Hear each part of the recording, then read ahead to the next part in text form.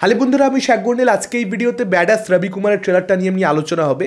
Review তো করা যাবে না, তার কারণ রিভিউয়ারদেরকে বেসিক্যালি এই ট্রেলারটা চ্যালেঞ্জ করে দিয়েছে যে ভাই আমাকে রিভিউ করে দেখাও। মানে কিছু সিনেমা, কিছু ট্রেলার এমনই হয় যেটা দেখবার পর আপনাকে ভাবতে হয় সময় নিয়ে যে আসলে এই ট্রেলারটা নিয়ে বলবোটা কি।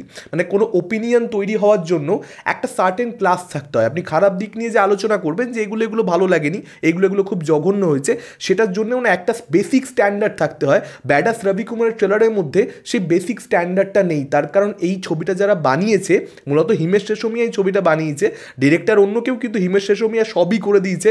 লিরিক্সও লিখছে, গানও গাইছে, ব্যাকগ্রাউন্ড মিউজিকও দিচ্ছে, অ্যাক্টিংও করছে, প্রডিউসারও সে, স্ক্রিন প্লে, স্টোরি সবই তার। সব কিছু মিলিয়ে একেবারে মানে সে তো আসলে নিজে যে একজন খুব স্কিলফুল একজন অ্যাক্টর বা একজন ফিল্ম মেকার, তার জন্য ছবিটা বানাচ্ছে সেরকম ব্যাপার নয়। সে নিজেকে ভগবান মনে করছে, যে কারণে সে একটা ছবি তৈরি করেছে। তার কোনো যোগ্যতা না থাকা সত্ত্বেও নিজেকে হিরো মনে করে ব্যক্তিগত জীবনে, যে কারণে বড় পর্দার হিরো সে হতে চায়। বিষয়টা খানিকটা এরকমই। একটা আছে হচ্ছে লেজেন্ড, ছবিটা করেছিল the legend Sarbananda, Tamil actor, মানে অ্যাক্টর বলা ভুল, সরি, তামিল বিজনেসম্যান বেসিক্যালি। সেরকমই অনন্ত জলিল রয়েছে বাংলাদেশের বিজনেসম্যান, এবং সেরকমই হিমেশ রেশমিয়া। মানে এরা বোঝেই না যে এদের আসলে যোগ্যতাটা কোথায়।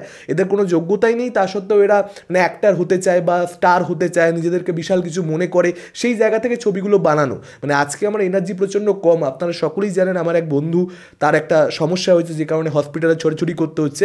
এনার্জি কম, নাহলে এই পার্টিকুলার ট্রেলারটাকে যে কী করতাম, এবং বাবা বাড়িতে রয়েছে, গালাগালি ফালাগালি দিতে পারবো না। নাহলে এই ট্রেলারটা শুধুমাত্র গালাগালি ডিজার্ভ করে। মানে একদম 5 মিনিটের একটা ভিডিও বানাও, প্রত্যেকটা গালাগালি যা যা জানো সব বলো, একটার পর একটা ভিডিও শেষ করে দাও। আর এই ধরনের ছবিগুলোর মধ্যে একটা অদ্ভুত জিনিস আমি লক্ষ্য করেছি, সুন্দরী সুন্দরী মেয়েদেরকে নেওয়া হয়, বেসিক্যালি মডেল।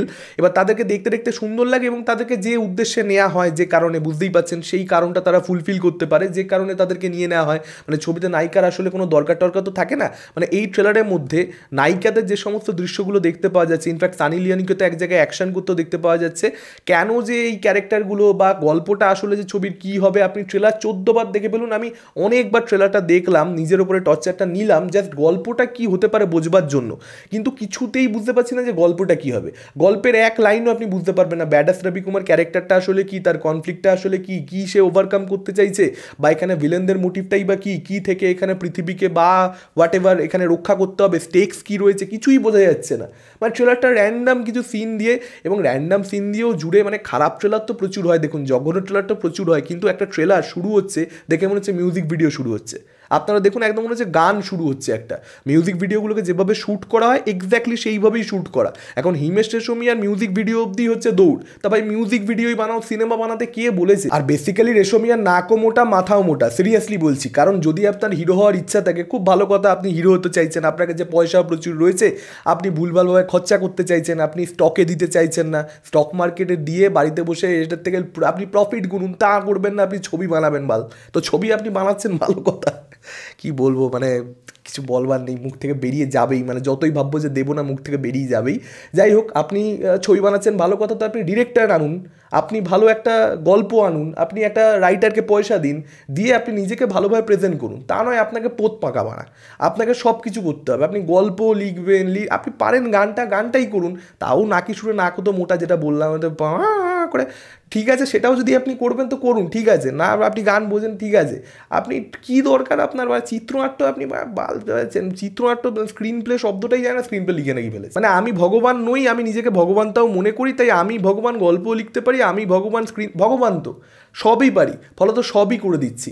একদিকে ভালো যে এই সব পাড়ার মধ্যে এই প্রডিউসারটা ঢুকে যাচ্ছে, পয়সাটা অ্যাটলিস্ট নিজে ঢেলেছে, লোকের পয়সা অ্যাটলিস্ট ডোবাচ্ছে না, এইটা একদিকে ভালো হয়েছে। নাহলে কমন সেন্স থাকলে যে ঠিক আছে আমি ভগবান নিজেকে দেখাতে চাই, বেটার লোক আনবো, বেটার একটা টিম বানাবো, সেখানে আমি একটা গান্ডু মাল, আমি গান্ডু কিন্তু বাকিরা বুদ্ধিমান, ফলত আমি গান্ডু ঢাকা পড়ে যাচ্ছি। কিন্তু সেটাও নয়, আমি গান্ডুও ঢাকা পড়বো না, গান্ডু আমি নিজে, এবং গান্ডুগিরি আমি সব, লোক আশেপাশে গান্ডু নেব, সব মিলিয়ে একটা মানে আপনার এই ছবিটার মধ্যে খালি দেখুন, কীর্তি কুলহারি রয়েছে, আচ্ছা জনি লেভার রয়েছে, সঞ্জয় মিশ্রা রয়েছে, তার সঙ্গে সঙ্গে সচিন সাচদেবাও রয়েছে, যিনি একজন অ্যাক্টিং কোচ। মানে তিনি কিন্তু তৃপ্তি ডিমরির অ্যাক্টিং কোচ, এবং এছাড়াও আরও নানান অ্যাক্টর অ্যাক্ট্রেসকে তিনি রীতিমতো কোচ করেছেন। মানে পয়সার জন্য তারাও আর কি লেগে পড়েছে লাইনে এবং তারাও ছবিটা করছে, কিছু বলবার নেই আমার। মানে সত্যিকারের এই সমস্ত অভিনেতা অভিনেত্রী যাদের স্কিল রয়েছে, যারা ছবি পায়, মানে কীর্তি কুল্হারি তো প্রচুর ওয়েব সিরিজ করে, তার দরকারটা কী রয়েছে? সঞ্জয় মিশ্রা তো প্রচুর সিনেমাতে ছোটো ছোটো ক্যারেক্টার করে, এখন দেখুন সিংঘাম এগোনো একটা খারাপ হচ্ছে, বা একটা ভুলভুলিয়া 3-তেও সে খারাপ ক্যারেক্টার পাচ্ছে, সেখানে মাঝে মাঝে সে রোল প্লে করছে। সিংঘাম এগোনোর মধ্যে ছিল না, মানে এই ধরনের ছবিতেই তো বেসিক্যালি সঞ্জয় মিশ্রা থাকে।